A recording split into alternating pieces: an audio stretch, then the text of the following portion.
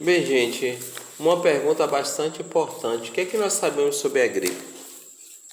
No ano de 1997, um cientista e mais 4 ajudantes esquimós, eles desenterraram o corpo de uma jovem da camada de terra congelada no povoado de Breivik, na península de Seward, Alasca. Interessante que essa jovem, ela estava lá desde o ano de 1918, quando ela caiu vítima da gripe. Agora a pergunta, por que examiná-la depois de morta?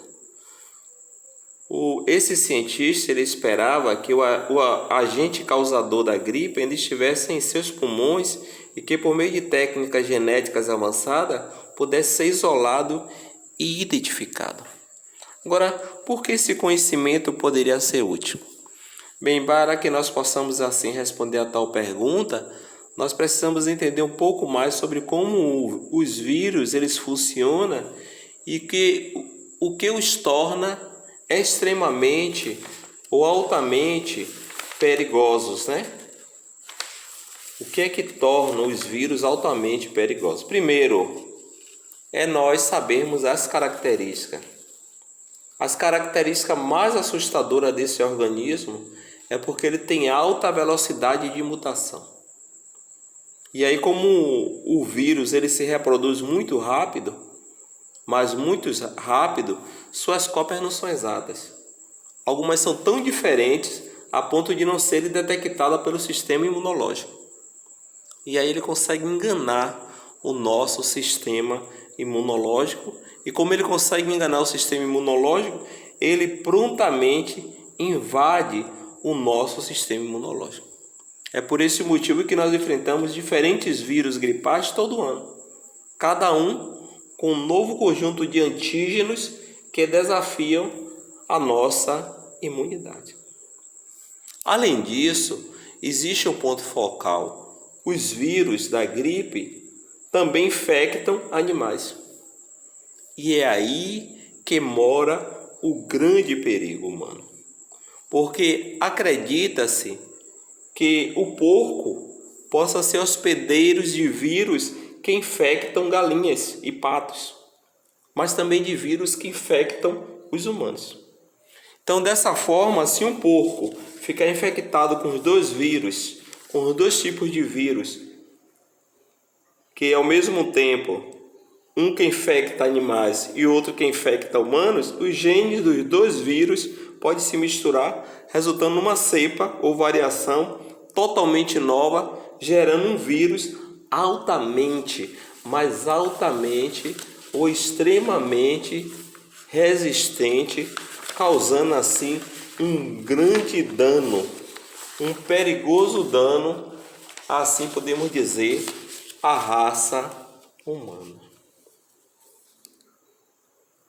Até mesmo algumas pessoas elas acreditam que comunidades rurais, onde aves, suínos e pessoas vivem em proximidades, como é bem comum na Ásia, são prováveis fontes de novas cepas de vírus da gripe. Atualmente sabemos que a gripe ela é causada por um vírus que pode espalhar-se por meio de secreções respiratórias expelidas por tosses, espirros ou até mesmo ao conversar. É por isso que nós usamos as máscaras, né? Porque já que ele pode causar tudo isso e pode se espalhar, ele é transmissível, quando nós utilizamos tosses, a respiração, secreções ou espirros, isso pode contaminar outras pessoas ao nosso redor, aumentando assim os perigos, gerando uma epidemia ou até mesmo uma pandemia, conforme nós estamos observando hoje. Em 11 de novembro de 1918, a Primeira Guerra Mundial chegou ao fim. O comércio fechou as portas e as pessoas festejavam nas ruas, mas a alegria durou pouco. Porque uma ameaça ainda mais mortal que a metralhadora veio logo após a guerra. Surgiu uma epidemia mortal. A gripe espanhola invadiu os campos de batalha da França em junho de 1918. O vírus logo mostrou quanto ele era mortífero. O que ocorreu que na França em poucos meses morreram mais soldados americanos por causa da gripe do que os que morreram em combate.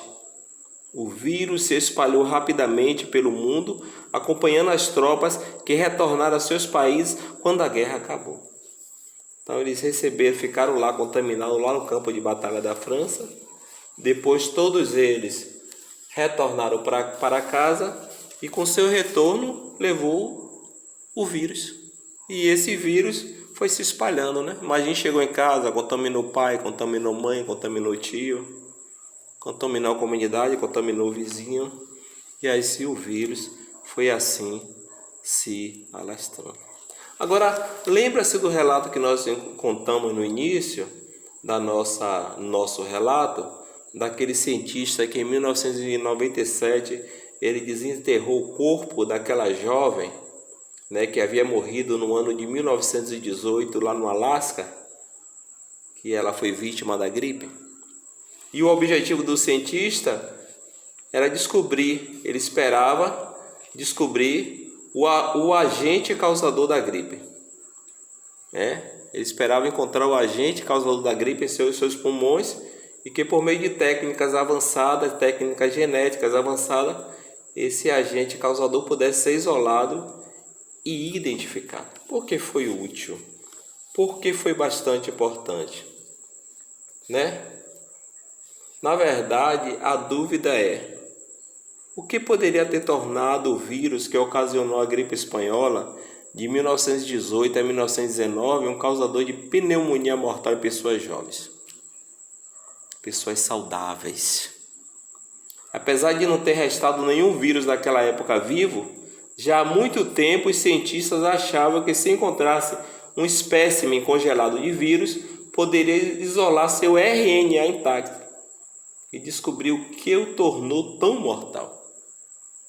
Então eles realmente tiveram sucesso até certo ponto, né? Quando eles encontraram aquela jovem, eles conseguiram realmente encontrar um espécimen congelado do vírus, isolar e, através disso, realizar-se as pesquisas a respeito desse vírus. Então nós podemos dizer que até certo ponto eles tiveram assim um certo sucesso. E até hoje nós percebemos que os homens continuam estudando os vírus. Estudaram daquele período da Segunda Guerra Mundial, continuam estudando os vírus atuais e continuam em constante estudos com o objetivo de uma evolução total. Para que mais e mais, através de todas essas pandemias que nós enfrentamos, não só em 1918, 1919 e a atual, nós possamos assim nos proteger, estarmos fortes, para que possamos estarmos livres ou nos fortalecer para saber bater de frente com os vírus, né? Saber nos proteger. E talvez, se isso ocorrer no futuro, nós possamos assim reduzir o número de mortos. Bem, gente, nós ficamos por aqui. Obrigado. Se você gostou, compartilhe. Não esqueça, inscreva-se no canal. E até a próxima.